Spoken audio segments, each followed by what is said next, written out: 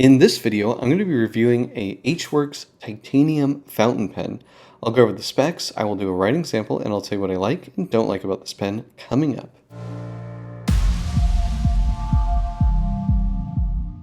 Here I have a HWorks fountain pen. Now, this is a brand that is new to me. My friend that seems to know about all the cool pens purchased this at the 2025 San Francisco Pen Show and very kindly lent it to me.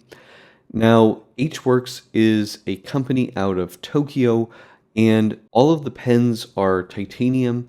Each pen takes at least 100 hours to make, and they're all made by one man, and I'm sorry for the pronunciation. It's Akitsugu Hagisawa. He makes everything, including the nib, the feed, and everything, I think, pretty much other than the feed is made out of titanium. These are very special handmade, hand machined pens.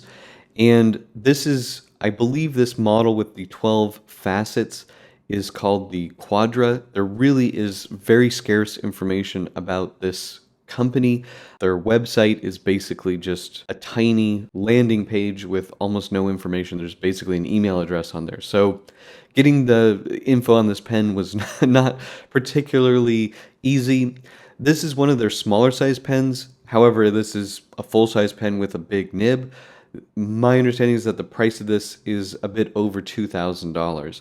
Now they do a big pen with a Ferrata. I don't know if it's a Ferrata nib or it's just a Ferrata sized nib, but those pens are over $4,000. So these are very pricey pens, but everything, to my understanding, is made in-house.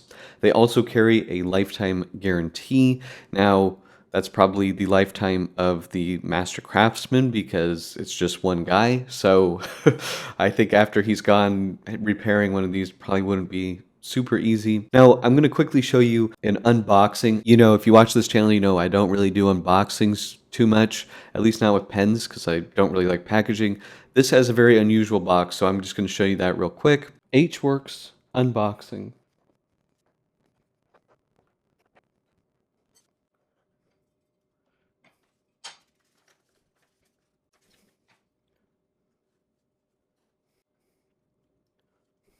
Now, not having a lot of details, I wish I could give you more information.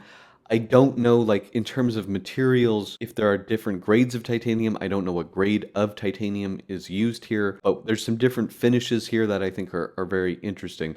So we'll walk through the pen. I'm going to go through just the details as I experience them. I don't have maybe necessarily the right words for the different types of finishes here. I'm just going to do the best I can, basically. Now, in terms of the overall shape of the pen, the main section of the cap and the body are straight. You do have a flat top and bottom here, or bottom and top, so they will stand on the desk, no problem there. The finial is interesting. So you have these two divots, which would be, I believe, for some tooling, so you can screw the finial onto the cap. That's my guess. We have sort of a brushed, very lightly, very finely brushed finish on the top, and then there's a circular brushing on this sort of chamfered step here. Now, looking at the top, we can see that this sort of disc is one piece, and then it sits on the main body of the cap with these 12 facets. You can see just as sort of the top edge of that cap. Now, looking at the cap, you can see that it's darker here, and that is pretty distinct from the regular finish or the rest of the finish on the cap there. I cannot really detect a transition here. I mean, I can feel the difference in the finish. I don't know if this dark part is a different type of titanium, but it certainly has a different finish. It might be like a very fine media blast to make this finish, whereas this is quite a bit more smooth. But these pieces fit together really almost perfectly so that the transition between them is almost indetectable. As we can see on the back, there is a serial number here, and this is also on the barrel, and you can see they do kind of line up, although they're in reverse. It's also on the feed, which is something I don't think I've seen on any other pen, not that I can think of, where you have the serial numbers on all the major parts essentially. Sort of like in the future, you'll be able to know if your H-Works is a matching numbers pen, like a matching numbers car in the vintage car or antique car world.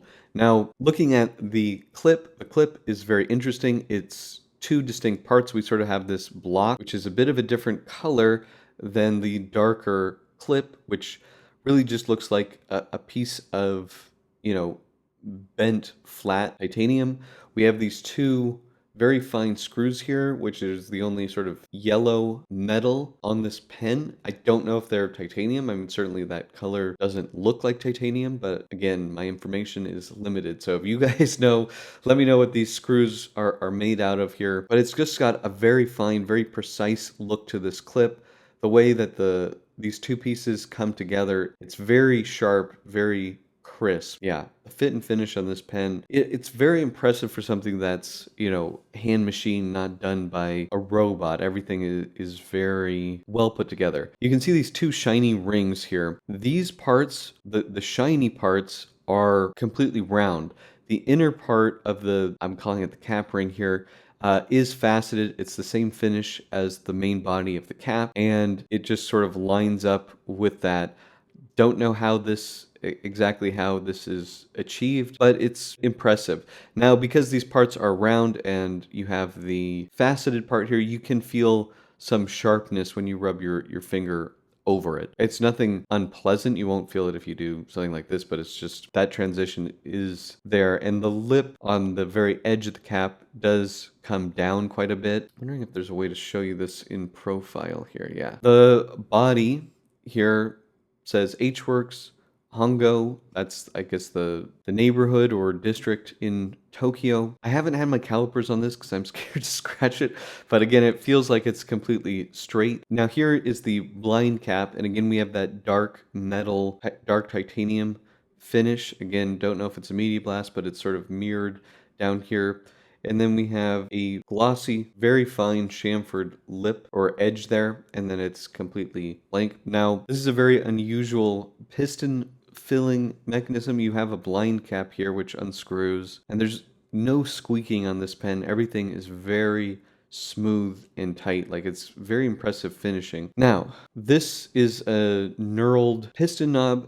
This doesn't look like titanium to me, but again, I'm not a materials expert. This looks more like steel. You know, it's a much more white color metal, but again, I don't know. You have this little hole here. I think that's for fastening the knob onto the main part here. Now, this is a more complicated piston knob here. Inside this metal piece in the middle, when you turn the knob, the metal piece goes down, so you can see sort of the position of the plunger inside the piston filling mechanism. And then when you twist it, you know, clockwise to bring it back up, that little piece of metal in there basically tells you, okay, you've come to the end. Now, from looking at the instructions, there is no hard stop, so this visual indicator is actually important because you don't want to twist beyond, you know, where you're supposed to, essentially. So this is a cool feature, but it's also, I think, a necessary feature so you know when to stop turning, so you don't damage anything. That was something that was pointed out in the little bit of instructions that they give you. I'll show you that real quick. This is the little piece of paper that came with the pen, and it does say it holds 2 milliliters of ink, which is quite an impressive amount of ink. Let's uncap it. Now we have a round section that is there's like almost no transition. Obviously this is faceted and this is not, but I mean, I'm just very impressed with, there's like almost no gap here. It goes all the way to the edge there. It's really pretty impressive. It's round. I think because of the faceting, it looks different than the main body, but maybe there is a bit of a difference in the finish there. There's maybe less brushing. I'm not 100% sure. It's a pretty simple shape where it just tapers straight towards the nib, and then you have the threading at the very end of the section there. You're probably not going to grab it here, but they're not really sharp at all. Now here is the nib, and you can see this is really like a heavily textured titanium. You can see the logo, the H-Works logo there, which is like a clever design, a nib with an H sort of engraving in it. It looks pretty cool, and I love the way that it catches the light. And if we turn it over, we have the handmade feed, again with that serial number on there. They use a big piece of tipping on this nib, which I think is really nice. Now, towards the end, you do see some shininess, and right before the tip, you do see like a little bit of a lighter portion. I assume that's just from working on and tuning the nib. It's not 100% clear to me what the nib options are. I think you can maybe ask for any kind of grind and he'll do that for you, but I don't really know the process. If you guys know, let me know in the comments. But this is quite a big nib. I'll do a comparison. Here it is with the number 6 Yovo nib. So you can just see it's for sure a larger nib, a longer nib. It's not wider, but it is definitely on the longer side. This pen does post, however, being that it's not my pen and I know that the owner doesn't post his pens, I'm not going to do that. But in this little instruction thing, it talks about how the precision fit makes it basically fit perfectly without rattling. So this is definitely a pen that could be posted. If it was my pen, I would definitely be posting it, but it's not. But just know that that is a possibility. Now, in terms of the size and weight, we'll do uncapped first here, looking at about 128, I would say, and then cap 138. And then if we do weight, looking at about 39 grams, and uncapped 26.5 grams. So it definitely has a nice weight to it. It's very comfortable. It feels quite nice in the hand. It definitely feels like a premium pen. It's not a Featherlight by any means. It's quite a comfortable pen and really kind of the perfect size. It's not too big, not too small. Now to do some size comparisons, I'm not doing the section because I don't want to put calipers on this. Sorry about that, but we'll uncap it and we can look at it with some other pens. Here it is with a Pineider Legrand Bazella. Here it is with a Joya Luminosa, Delta, Duna, Aurora, Optima. So it's for sure a full-size pen. The Delta Duna and the Aurora Optima are very comfortable pens, and we can see, uncapped, the H-Works nib is definitely quite a bit longer than the Aurora Large, and this is a Canwrite, but it's a number 6 nib. And the grip section is very similar in size to the Aurora Optima. It's a bit fatter, and it doesn't have the flare out at the end, but it's a very comfortable, very nice size. For the writing sample, I'm going to be using a Papermine Tomoe River hardcover notebook. These notebooks are excellent with fountain pens, and for Blake's broadcast, viewers and subscribers, you can get 10% off with code BB10 at checkout. This is the H-Works. I believe it's called the Quadra, but could be wrong about that. And this is sort of like a stubbish medium or broad. I don't know what it is exactly. And this is H-Works titanium ink.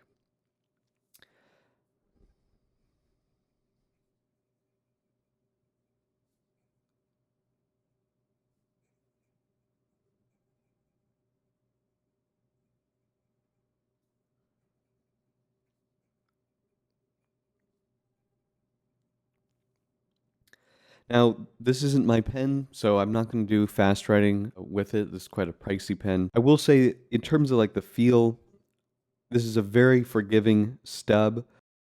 The cross strokes are a bit thinner than the downstrokes. You can kind of see that there. So you do get a little bit of character that's added to the pen. From that, it's very forgiving, very pleasant to use. I will say that, the nib is pretty darn stiff. There's not really any flexibility to this nib like there is with some other titanium nibs, although I should say that most titanium nibs are stiff. But there are some out there that are definitely flexible. This isn't that kind of nib. The overall writing experience is really, really nice. Now, in terms of performance, one thing I will say is that when I was first using this pen, like the first 2 journaling sessions I did with it, I would be writing, and about at the end of a paragraph, I would notice the ink kind of getting dry. I would just give the pen a little shake like that, and the ink would start flowing again. This happened my first two journaling sessions with the pen. That isn't really normal, so I'm not sure why that is. I don't know if there were just air bubbles in the filling system, but I will call that out because it's just not something I normally experience. Since then, I've had no issues, so my guess is it was just air bubbles, but I just want you guys to know that the nib's very smooth, it's very forgiving. It does write upside down pretty nicely, but there's not a huge difference in line variation as you would kind of expect from a stub. What are my pros and cons for the HWorks Quattro fountain pen? I think this is a very special handmade pen. It's unique that everything is made entirely in-house by one man. There's over 100 hours of work that goes into one of these pens, and the fit and finish, the general build quality of this pen is really fantastic. It feels special, it looks special, and when you use it, you can appreciate the craftsmanship that really went into this. I also think that the nib is a very nice, forgiving, wet writer. It's very comfortable, this pen, and it looks really, really cool. And, if I had one of these, this isn't mine, but if I had one, I would be excited to see how this thing patinas in time. I also like that it's specifically designed to post and post securely. I always like that with the fountain pen. So, this has some really nice usability to it. I like the piston knob, like location indicator that's on the bottom of this pen. I think that's a pretty cool, interesting way of displaying, where the piston is in the mechanism. Now, in terms of cons, the biggest one is going to be availability and price. I don't know how hard these are to get. I assume if you want one, it's going to take a while because he has to make one, and each one takes 100 hours or more. And this pen, my understanding is that it's over $2,000, and this is the small size one. The big ones are 4,000. So that is a huge chunk of change. You really have to like the look of it and appreciate the craftsmanship that went into this pen to be really willing to part with that much money. The other thing I will say is, the piston mechanism, I do think that indicator is cool, but I don't really love that in the instructions it says if you're not careful, you can keep turning it and it may damage the pen. So it would have been nicer if there was a hard stop in there or a click, something tactile other than just visual. I think that would have been a nicer thing to see. But that's pretty much it. Do you guys have an HWorks fountain pen? Do you like these pens? Let me know in the comment section below. If you like this video, please hit that like button. And if you want to see more fountain pen paper knitting videos, please hit that subscribe button. Thank you so much, and until next time.